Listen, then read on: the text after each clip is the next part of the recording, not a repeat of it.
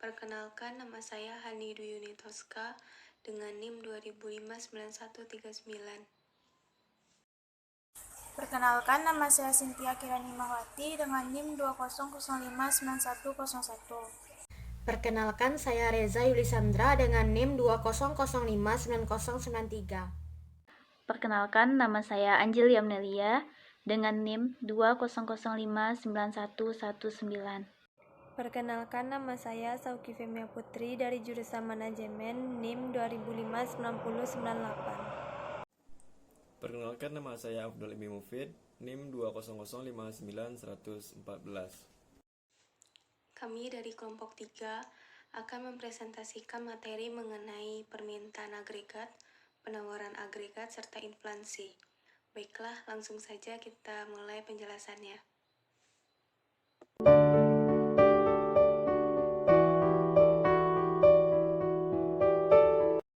Baiklah, saya akan menjelaskan tentang kurva permintaan agregat. Yang pertama, derivasi kurva permintaan agregat. Permintaan agregat adalah permintaan total barang dan jasa dalam perekonomian. Untuk menderivasikan atau menurunkan kurva permintaan agregat, kita membahas apa yang terjadi pada output pendapatan agregat atau Y ketika tingkat harga atau P berubah. Kurva permintaan agregat diturunkan dengan mengasumsikan bahwa variabel-variabel kebijakan fiskal seperti pembelian pemerintah atau G dan pajak neto atau T serta variabel kebijakan moneter tetap dan tidak berubah. Seperti yang kita ketahui, kenaikan tingkat harga meningkatkan permintaan uang dan menggeser kurva permintaan uang ke kanan. Seperti yang diilustrasikan pada gambar pertama, pada tingkat bunga awal 6%, kenaikan tingkat harga menyebabkan permintaan uang berlebih. Karena tingkat harga yang lebih tinggi, rumah tangga dan perusahaan perlu memegang saldo yang lebih besar daripada sebelumnya. Akan tetapi, kuantitas yang ditawarkan tetap sama. Pasar uang sekarang berada di luar equilibrium. Equilibrium dibangun kembali pada tingkat harga yang lebih tinggi, yaitu tingkat harga 9%. Selanjutnya, pada gambar nomor 2, dengan tingkat bunga yang sekarang lebih tinggi, lebih sedikit proyek investasi yang diinginkan, dan belanja investasi yang direncanakan atau I turun dari I0 ke I1. I yang lebih rendah berarti pengeluaran agregat yang direncanakan atau AE lebih rendah. Yang diperlihatkan pada gambar nomor 3 sebagai pergeseran ke bawah dari kurva AE yang lebih rendah berarti persediaan lebih besar daripada yang direncanakan. Perusahaan memotong output dan Y turun dari Y0 ke Y1. Jadi dapat disimpulkan bahwa kenaikan tingkat harga menyebabkan tingkat output pendapatan agregat turun. Situasi ini terbalik ketika tingkat harga turun. Penurunan tingkat harga menyebabkan tingkat pengeluaran agregat yang direncanakan naik. Selanjutnya adalah kurva permintaan agregat. Kurva permintaan agregat atau AD mengilustrasikan hubungan negatif antara output pendapatan agregat dan tingkat harga. Masing-masing titik pada kurva AD adalah titik di mana pasar barang maupun pasar uang berada pada equilibrium. Dalam grafik, kurva permintaan agregat adalah miring ke bawah atau berslop negatif. Baiklah, saya akan melanjutkan penjelasan dari pemateri sebelumnya terkait materi kurva permintaan agregat tentang alasan lain kurva permintaan agregat berslope menurun. Samping efek penawaran dan permintaan uang atas tingkat bunga, ada dua faktor yang muncul di balik slope menurun pada kurva AD. Kedua faktor itu adalah kaitan konsumsi dan efek kekayaan real. 1. Kaitan konsumsi. Konsumsi atau C dan investasi yang direncanakan atau I bergantung pada tingkat bunga. Jika hal-hal lain tetap sama, pengeluaran konsumsi cenderung naik ketika tingkat bunga turun dan turun ketika tingkat bunga naik, seperti yang terjadi pada investasi yang direncanakan. Kecenderungan ini adalah kaitan lain antara pasar uang dan pasar barang. Jika suatu hal mengubah tingkat bunga di pasar uang, baik konsumsi maupun investasi yang direncanakan akan terpengaruh di pasar barang. Kaitan konsumsi memberikan alasan lain slope menurun pada kurva AD. Kenaikan tingkat harga meningkatkan permintaan uang yang menyebabkan kenaikan tingkat bunga, penurunan konsumsi dan investasi yang direncanakan, serta menyebabkan pendapatan agregat mengalami penurunan. Penurunan awal konsumsi yang disebabkan oleh kenaikan tingkat bunga berkontribusi pada penurunan keseluruhan output. 2. Efek kekayaan real. Konsumsi bergantung pada kekayaan. Jika hal lain tetap sama, maka semakin banyak kekayaan yang dimiliki oleh rumah tangga, maka semakin banyak pula yang mereka konsumsi. Kekayaan meliputi uang yang dipegang, jumlah saham, obligasi, dan perumahan. Jika kekayaan yang dimiliki oleh rumah tangga turun, maka konsumsi di masa saat ini dan di masa yang akan datang akan lebih sedikit. Kenaikan tingkat harga menurunkan nilai real beberapa tipe kekayaan. Fakta bahwa tingkat harga menurunkan nilai real kekayaan memberikan alasan lain slope menurun pada kurva AD. Kenaikan tingkat harga menurunkan nilai real kekayaan. Hal ini menyebabkan penurunan konsumsi yang menyebabkan penurunan output atau pendapatan agregat. Oleh sebab itu, terdapat hubungan negatif antara tingkat harga dan output melalui efek kekayaan real atau efek saldo real ini. Selanjutnya adalah pengeluaran agregat dan permintaan agregat. Pada kondisi equilibrium, pengeluaran agregat yang direncanakan dinyatakan dengan AE sama dengan C ditambah I ditambah G, dan output agregat atau Y adalah sama. Kondisi equilibrium, C ditambah I ditambah G sama dengan Y.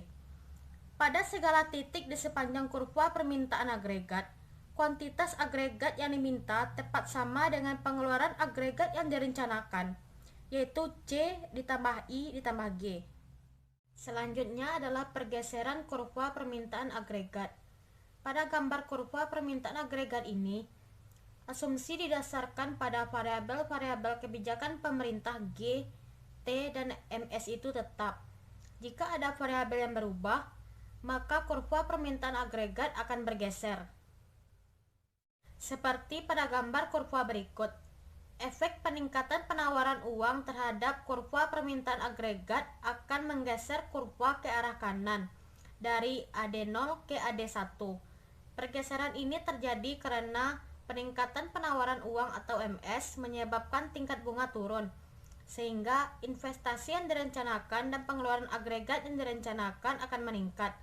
Hasil akhirnya adalah peningkatan output pada tiap tingkat harga yang mungkin. Peningkatan pembelian pemerintah langsung meningkatkan pengeluaran agregat yang direncanakan, yang menyebabkan peningkatan output. Penurunan pajak neto menghasilkan peningkatan konsumsi, yang meningkatkan pengeluaran agregat yang direncanakan, sehingga menyebabkan peningkatan output. Seperti pada gambar kurva berikut, efek peningkatan pembelian pemerintah atau penurunan pajak neto menyebabkan kurva permintaan agregat bergeser ke kanan dari AD0 ke AD1.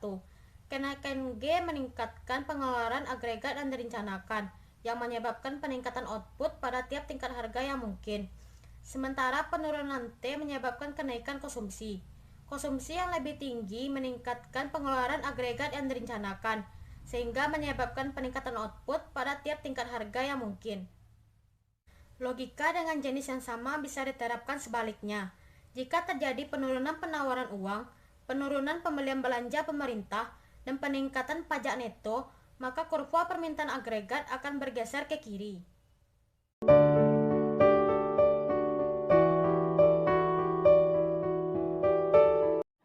Kurva penawaran agregat. Kurva penawaran agregat adalah grafik yang memperlihatkan hubungan antara kuantitas output yang ditawarkan oleh semua perusahaan dalam perekonomian dengan tingkat harga secara keseluruhan. Untuk grafik sendiri dapat teman-teman lihat di layar teman-teman masing-masing. Sumbu X mewakili output agregat, sedangkan sumbu Y mewakili tingkat harga. Untuk kemiringan kurva sendiri, kurva memiliki kemiringan ke atas. Artinya, kenaikan harga mendorong peningkatan output agregat. Dalam jangka pendek, perubahan tingkat harga hanya akan menggerakkan kurva, tidak menggeser kurva. Untuk pergeseran kurva sendiri dapat terjadi dalam beberapa faktor. Untuk pergeseran kurva ke arah kanan dapat terjadi karena faktor berikut. 1. Harga input turun. 2. Ekspektasi harga di masa depan naik. 3. Penurunan pajak bisnis. 4. Peningkatan subsidi produksi. 5. Apresiasi mata uang domestik. 6. Peningkatan pasokan dan perbaikan kualitas tenaga kerja. 7. Peningkatan persediaan dan kualitas modal. Dan jika faktor terjadi sebaliknya, maka kurva akan bergeser ke arah kiri atau sebaliknya. Baiklah, saya akan menjelaskan tentang kurva penawaran agregat dalam jangka panjang. Kurva AS tidak berbentuk vertikal karena sejumlah biaya pasti tidak bisa mengejar peningkatan harga keseluruhannya. Jika semua harga, baik harga input maupun output, berubah dengan tingkat sama, tingkat output agregat tidak berubah. Banyak ekonom percaya bahwa biaya tidak bisa mengejar perubahan tingkat harga pada jangka pendek, tapi akhirnya akan bergerak bersama tingkat harga keseluruhan. Contoh tingkat upah yang cenderung bergerak sangat dekat dengan tingkat harga dari waktu ke waktu. Jika tingkat harga naik dengan tingkat stabil, inflasi mungkin akan terantisipasi sepenuhnya dan dimasukkan dalam bagian besar kontrak tenaga kerja. Jika biaya dan tingkat harga bergerak bersamaan selama periode waktu yang memadai, untuk penyesuaian ini, dalam jangka panjang kurva AS paling tidak digambarkan dalam bentuk vertikal, GDP potensial. Porsi vertikal kurva AS jangka pendek terjadi karena ada batasan fisik atas jumlah yang bisa diproduksi ekonomi pada periode waktu tertentu. Pada batasan fisik tersebut, semua pabrik beroperasi secara berkesinambungan, banyak pekerja yang melakukan lembur dan tidak ada pengangguran siklis. Equilibrium jangka pendek di bawah GDP potensial. Sejauh ini kita telah mengemukakan bahwa jika kurva permintaan agregat dan penawaran agregat jangka pendek berpotongan di kanan YO, upah dan harga input lain akan naik, yang menyebabkan kurva AS jangka pendek bergeser ke kiri dan mendorong GDP kembali turun ke YO. Argumennya adalah bahwa ketika perekonomian beroperasi di bawah penggunaan penuh dengan kapasitas berlebih dan pengangguran tinggi, harga input termasuk upah cenderung turun. Penurunan harga input menggeser kurva penawaran agregat ke kanan yang menyebabkan tingkat harga kurva dan tingkat GDP real kembali ke YO.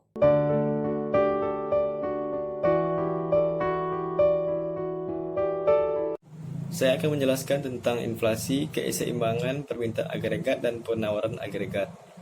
Inflasi adalah suatu proses meningkatnya harga secara umum dan terus-menerus. Kenaikan harga dari suatu barang atau dua barang tidak bisa disebut inflasi, kecuali bila kenaikan itu meluas atau mengakibatkan kenaikan harga pada barang lainnya.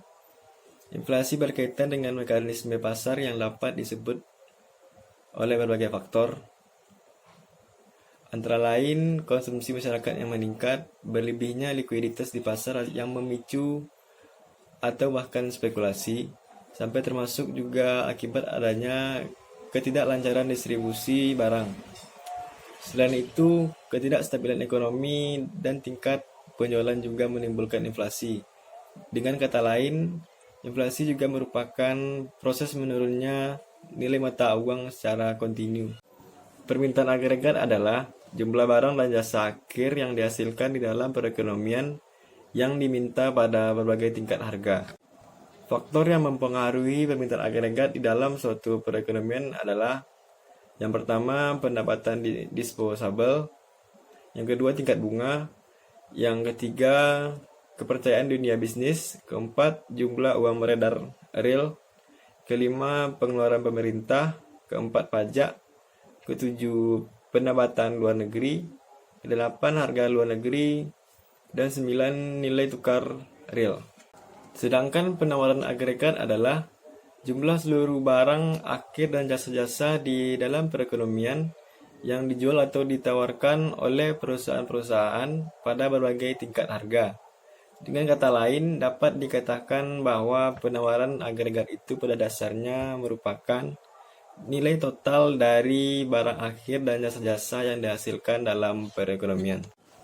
Adapun faktor dari penawaran agregat yaitu yang pertama, besarnya angkatan kerja, yang kedua, besarnya stok kapital, yang ketiga, keadaan atau tingkat teknologi, keempat, tingkat pengangguran alamiah, yang kelima, harga faktor-faktor produksi.